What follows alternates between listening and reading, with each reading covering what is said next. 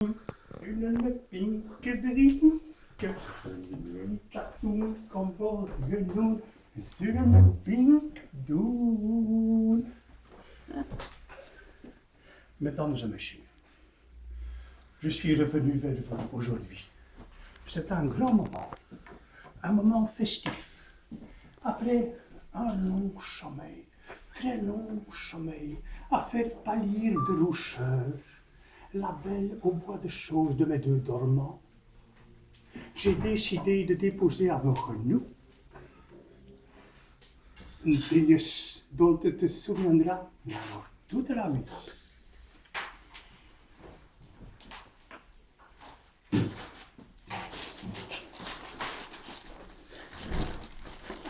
Elle est capable de ta mère.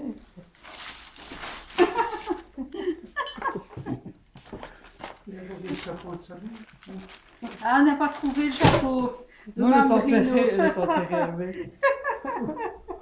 Beste vrienden, joyeux schavegers chéris. Bru ici, belle zuster là-bas, braves neveux, mesdames et messieurs. C'est avec une émotion indescriptible que je me comprenais sur mes bretelles, que je prenais la parole en ce jour plus béni qu'une journée de carnaval de Mardi Gras, mes cotillons, confettis, tambours et oragnes. L'émotion est d'autant plus grandiose que je n'avais plus pris la parole depuis tant d'années, que c'est à peine si je savais encore écrire un digne sur l'autre. C'est donc avec des tremblements nerveux que je jetais à votre sagacité des pensées hautement philosophiques qui relevaient le niveau hautement culturel de cette hémonymie jaculatoire. Donc, beste Sprout, j'avais chipoté dans mon bureau pour retrouver de dehors ma sacoche, le potlood, un inkpot et quelques pelures de papier pour rédiger ce morceau de bravoure eerste classe dont tu te souviendras pour le restant de tes jours. Nous sommes ici réunis pour fêter un grandiose moment. La commémoration des 48 ballets de mon neveu Olive, ici présent sur son caquestool autour de la table de banquet avec nous autres. Je me souviens, c'était un vent 21 mai. C'était l'heure de l'apéro. C'était quoi? L'heure de l'apéro. Le téléphone sonnait. Dring, dring, dring. Allô? Wabesh, c'est toi? C'est maman? Non, non, non, papa, c'est maman? Non, non, c'est moi. Gifrère, pourquoi tu fais des trucs comme ça? C'est qui? C'est qui à l'appareil? Ah, qui? C'est moi, c'est Marc. J'ai une nouvelle à annoncer. Qu'est-ce que c'est? Chouche, il est né. Qui ça, il est né? Les Becadets, tiens, il est né. Il est né, tiens, voilà, tu ne savais pas ça. Oh, mais que, Gifrère, moi je ne savais pas tout ça. Il est en effet formel qu'il y a 40 ans passés que mon neveu, Olive, naissait dans un brave village, dans une maison où ce que les masques mettaient bas des pouchinelles. Il était rose comme une crevette, épais comme un speck, et déjà entière de crier tellement qu'il avait soif. Mais ça a toujours été une tradition dans la famille, que Bru Boudripil est le porte-manteau de la famille pour les raconter des heures entières. Il a vécu tout juste de côté de la douce vallée de l'Andil et de son temple de Komombo, Pine, où ce que Poupa et ses broeders vécurent de suaves heures d'un long fleuve tranquille, de sérénité, de quiétude et de si beaux moments à faire pleurer les crocodiles. Bref, une vie de pur bonheur. traversé de temps en temps par un autre ou par de petits orages. Que le rat de la marée de Fukushima, à côté de ça, ça n'est qu'un paix de canard au milieu de l'océan. Mais tout cela appartenait au passé glorieux de notre histoire de famille, que c'est inscrit dans les mémoires, comme les reliques dans une schoune basilique, maintenant qu'on est devenu des dinosaures vétérans. Mais retournons-nous à l'instant présent pour mieux savourer les dignes de cette journée, que c'est quand même plus rire. Cadet Olivier grandissait comme tous les ketchers de son âge. Il allait chez Peterton, à la Ketcher School, puis à l'école où on lit de braves nuls pour faire les luttes de neige. Bref, il a usé ses fonds de culotte comme tout le monde. Je pensais bien qu'il n'a pas dormi dans une mansarde, où ce qu'il faisait moins 10 degrés le 12 nuits d'hiver. Il n'a pas été battu et traité comme une carpette. Il n'a pas dû travailler aux âgés pour payer ses études. Il n'a pas porté des vêtements de chez Oxfam. Il n'a pas étudié sous les marches de l'escalier. Il a mangé tous les jours. Il s'est lavé dans une baignoire. Et n'allez que j'en passais de bien d'autres. Je savais aussi même que tu t'intéressais aux beasts, de toutes sortes, et même de toutes sortes de vogels, que tu as même acheté de grosses et toffes jumelles pour regarder les façons de se tenir dans la nature, ou ce que tu les observais avec la patience d'un bref castor laborieux dans un brave village de la vallée des Ardennes appelé Chérimons. Ça, je me souvenais. Tu découvrais les musaraignes, les hamsters, les poules, les chats, les chiens, les fourmis, les steenkonijns, les vaches et les moutonches. Mais tu aimais tellement les animaux que tu commençais à vous passionner pour des beasts de haut de gamme. C'est alors que tu découvrais la grande vallée de Samburu, de Kenya. Mais que c'est un peu plus bas que la vallée de la Dille, où il n'y a pas le temple de Komombo Bin, mais où il n'y a pas la malédiction des grands knoufs, mais où se trouvaient des olifants, des tigres, des lions, des girafes, des singes, des crocodiles, des dick, bref, un monde plein d'exotismes, mais que tu ne voudrais jamais avoir dans votre maison pour vivre tous les jours.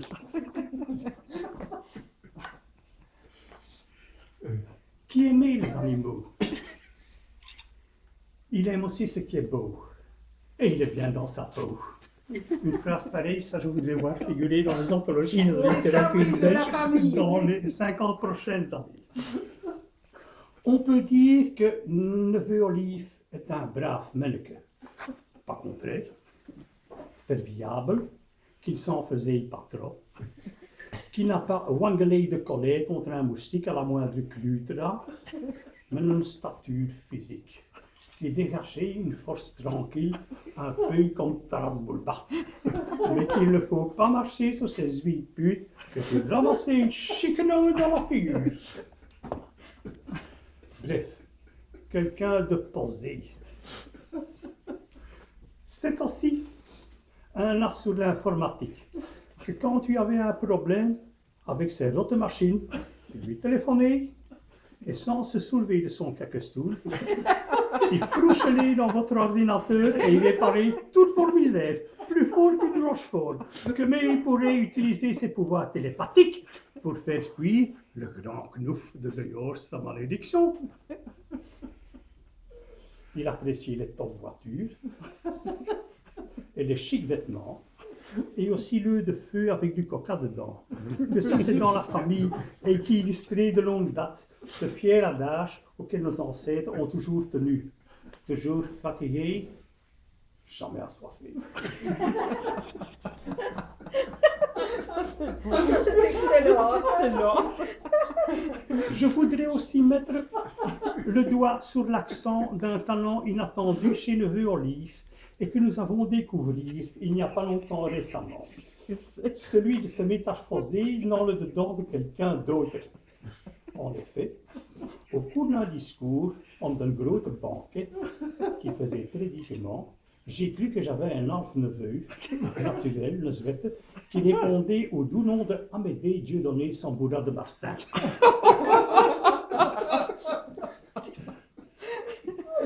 Et maintenant qu'il est arrivé à son âge sur le zénith de son existence, et qu'il pouvait commencer à arroser le reste misérable de cette planète, de cet Alcasmus, il pouvait conjurassier la malédiction du grand Knouf de chez Comombo Pin. Car, Menneke, rien n'est parfait dans ce bas monde. Il y a toujours des ombres dans la généalogie d'une famille, bien que la nôtre, ces ombres sont plus des opacités insondables. La sainte malédiction de Knouf invisible de la paisible vallée de la Dîme ne l'avait pas frappé. Geen décollement d'urine, geen glaucome, geen cataracte, diplopis en macula, pas de bouche devant ses yeux, pas un éclair de vengeance, geen laser, pas de tension à faire exploser vos cubes oculaires. Menneke, ça fait tache d'huile. Et un effort s'impose pour faire partie du club. Te faut faire mieux, Menneke.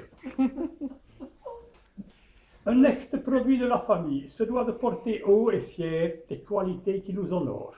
Ou vous n'êtes qu'un vilain petit canard qui barbotait dans la mélasse. Bref, un vulgaire intrus. Il reste donc du chemin qu'il te faut parcourir pour devenir un vrai tolet, dérivé de Marsin, de l'aventure, de la sublime vallée. Et si, à travers ce long fleuve tranquille que nous traversons tous avec entrain et bonne humeur, tu avais l'impression d'être un vulgaire ver de terre, poursuivi par un oiseau, tu devais vous dire dans votre cerveau, en parcourant ce merveilleux pèlerinage, qu'est notre existence, que nous naissons à poil, comme un petit Jésus, et que nous finissons dans un pampers, mais qu'il faut toujours avoir dans votre mémoire, dans votre barque, seul sur l'océan, cet extrait de l'hymnus élégiaque et plein de vitamines de Comombo qui retentissait dans vos oreilles, même si tu n'y voyais plus rien, et qui avait fait le tour du monde sur toutes les scènes lyriques du monde entier, de Luis Mariano jusqu'à Lange Jojo, et dont le refrain le plus poigné vous arrachez les larmes d'espoir, et que je vous rappelle ici. Lieve plover en waar ik lief alleen.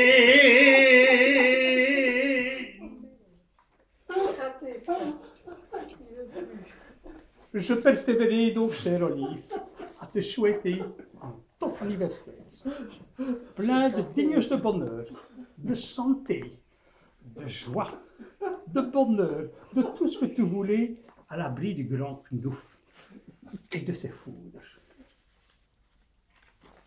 À votre santé, bonheur à tous. Bravo, Marie.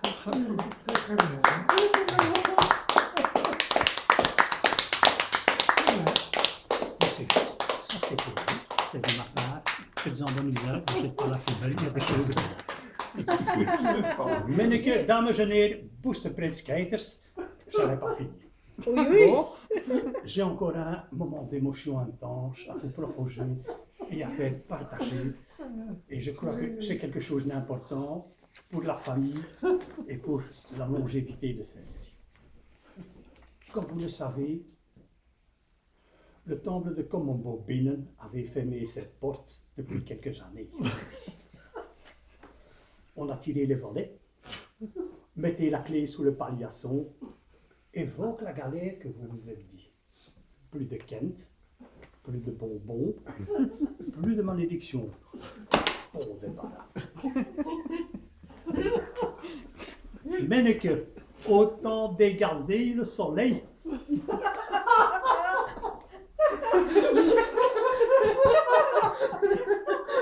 C'est qu'il imaginait que le grand Knouf n'allait pas réagir et se laisser mettre dehors de son temple.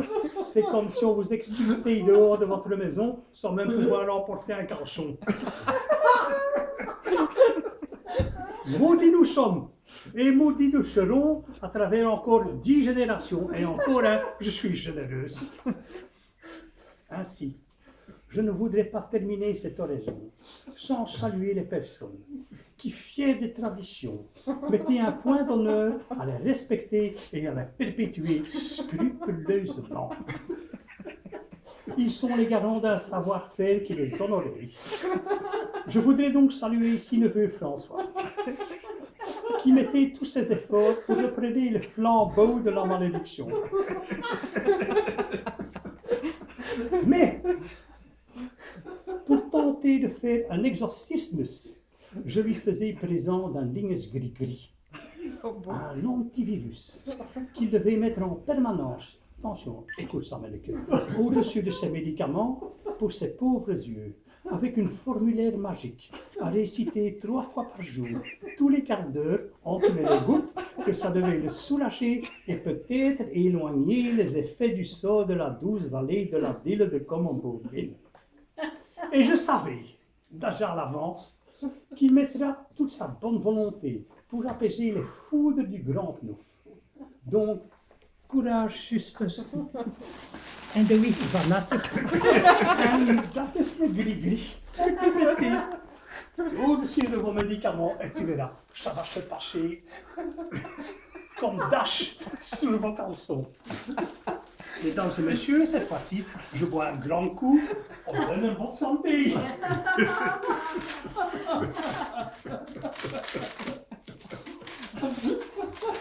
Il est enregistré. Il est enregistré. Ah, je ne sais pas. Non, non, il est enregistré. Oui, je pense Parce qu'on aussi. a eu le sien. Hein. Ouais, c'est bien normal. Ah, ça n'est que c'est un antivirus. Avec précaution, le grand Knouf est une ding très susceptible.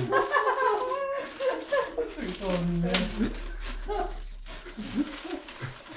C'est quoi?